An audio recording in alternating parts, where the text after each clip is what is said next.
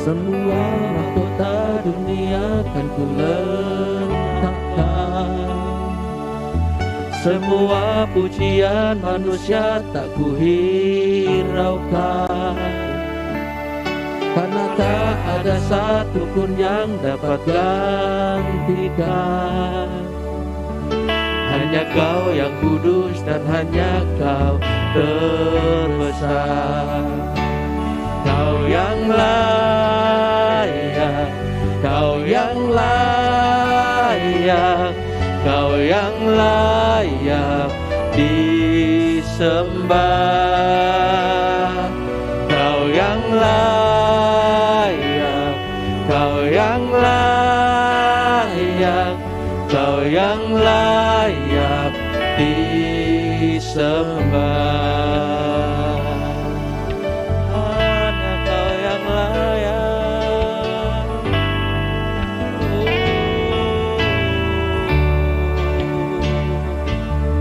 Kau dekat dengan semua yang memanggilmu.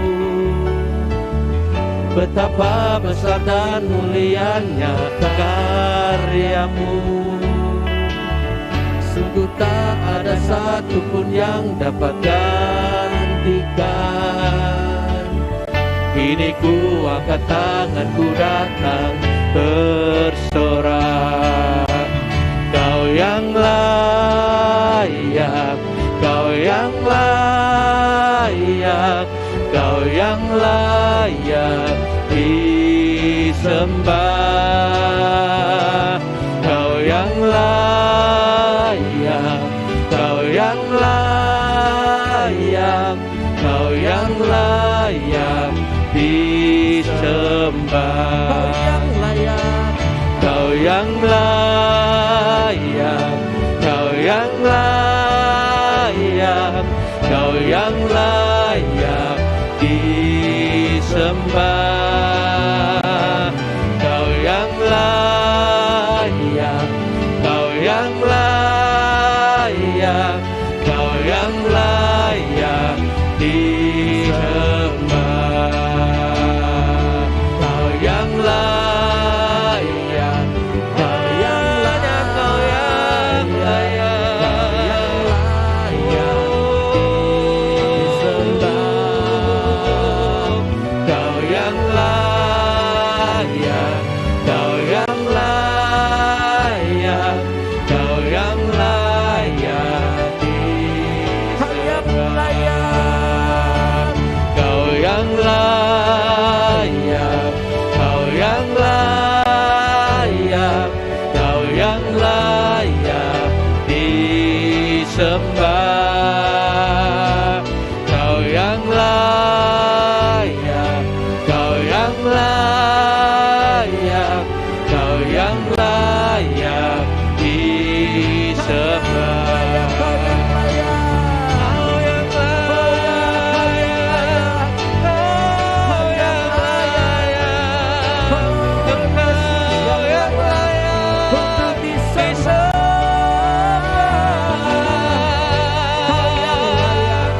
Sungguh Kau yang layak,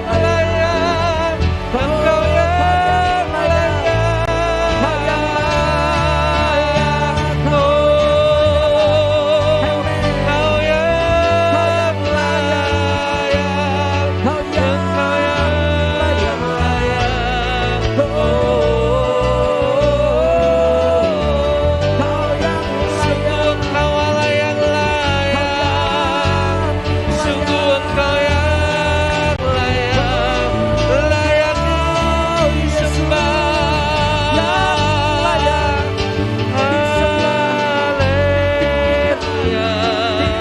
Haleluya, haleluya. Engkau yang layak, terima kasih. Engkau yang layak, sungguh Engkau yang layak, Kau yang layak disembah. Kau yang layak, Kau yang layak, Kau yang layak disembah.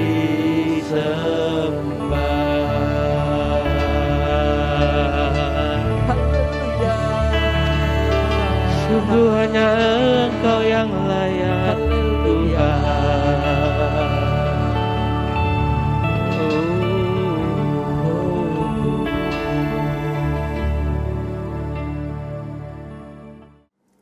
Shalom, saudara-saudari terkasih, sidang jemaat yang diberkati Tuhan.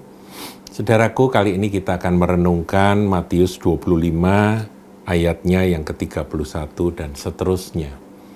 Ini menceritakan tentang penghakiman terakhir.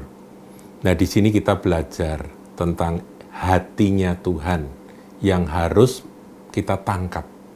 Apa sih yang sesungguhnya ada di hati Tuhan Yesus? Bukankah kita ini setelah ditebus menjadi milik kepunyaannya, kita ini menjadi orang-orang yang berusaha menjadi imitator of Christ, kan begitu, saudara?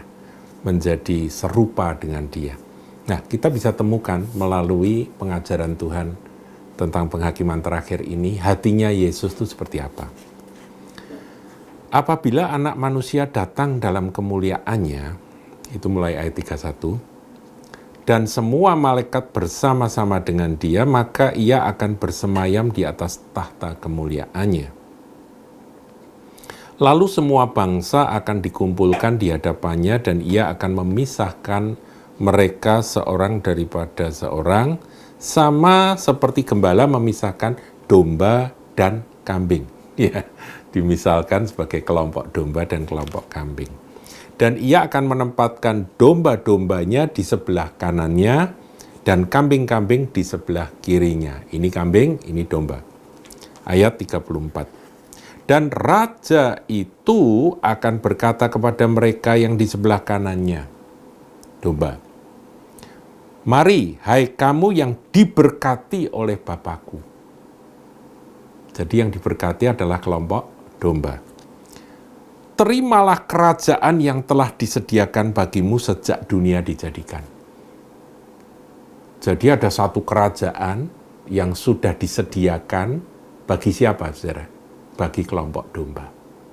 Jadi pertama dikatakan diberkati, kedua mereka akan menerima kerajaan yang telah disediakan bagi domba-domba. Kemudian 35. Sebab ketika aku lapar, kamu memberi aku makan. Ketika aku haus, kamu memberi aku minum. Ketika aku seorang asing, kamu memberi aku tumpangan. Ketika aku telanjang, kamu memberi aku pakaian. Ketika aku sakit, kamu melawat aku. Ketika aku di dalam penjara, kamu mengunjungi aku. Maka orang-orang benar itu akan menjawab dia. Jadi, ternyata domba-domba ini adalah orang-orang benar, saudaraku. Menjawab kepada Tuhan Yesus. Katanya, Tuhan, bila manakah kami melihat Engkau lapar dan kami memberi Engkau makan, dan atau haus dan kami memberi Engkau minum? Kapan, Tuhan, kami memberi Engkau makan, memberi Engkau minum? Itu kan Marta, Maria itu ya, yang punya kesempatan menjamu Tuhan, Lazarus yang punya kesempatan memberi makan Tuhan. Mereka bertanya seperti itu. Domba-domba ini kan dari zaman ke zaman, saudaraku ya. Ini kan sampai akhir zaman nanti, dari zaman ke zaman kan mereka merasa bahwa mereka tidak pernah secara langsung memberi makan kepada Tuhan, memberi minum kepada Tuhan. Ayat 38.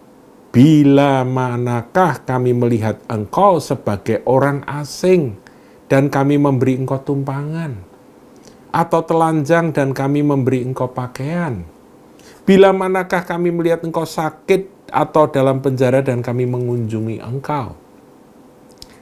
Ayat 40. Dan raja itu akan menjawab mereka, Aku berkata kepadamu, sesungguhnya segala sesuatu yang kamu lakukan untuk salah seorang dari saudaraku yang paling hina ini, Ya kalau lapar, haus itu pasti hina saudaraku ya. Kalau orangnya masih punya uang ya mereka kan bisa beli makanan, bisa beli minuman. Tapi ini kan lapar, haus. Saudaraku yang paling hina ini, kamu telah melakukannya untuk aku. Dan ia akan berkata juga kepada mereka yang di sebelah kirinya, enyahlah dari hadapanku, hai kamu orang-orang terkutuk, enyahlah ke dalam api yang kekal yang telah disediakan untuk iblis dan malaikat-malaikatnya, dan seterusnya. Saya tidak bacakan karena saya tahu Anda sudah tahu akan akhir cerita dari apa yang Tuhan Yesus katakan.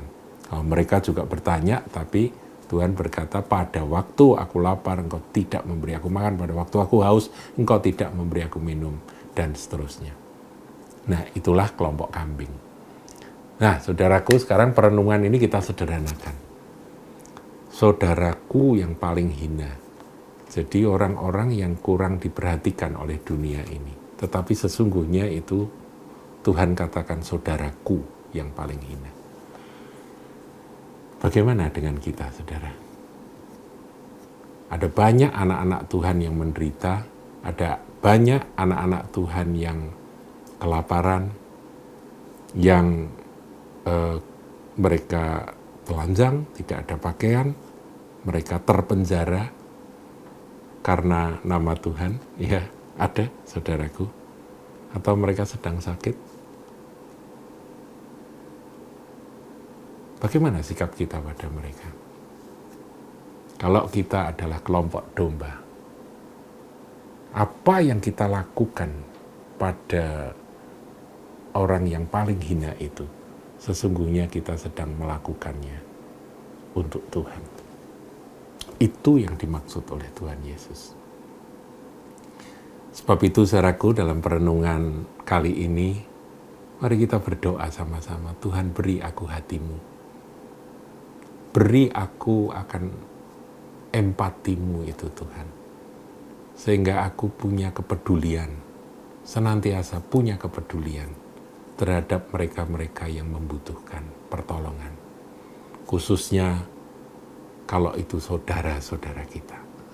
Kalau saudaraku itu artinya Tuhan Yesus sebagai saudara sulung, umat tebusannya sebagai saudara-saudaranya.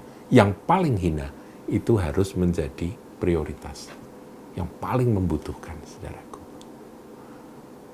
Biar kiranya hatinya Tuhan ini boleh kita tangkap, dan kita minta supaya Tuhan tuntun kita, bukan untuk menjadi orang yang mengerti teori, tapi kita menjadi orang-orang yang bisa mempraktekkan akan kasih Tuhan tersebut. Beri kesempatan ya Tuhan, untuk aku bisa menjadi domba-dombamu, supaya aku tidak menjadi kambing. Aku ya terlalu mengerikan untuk menjadi kambing. Saya kira itu perenungan kita. Tuhan Yesus memberkati.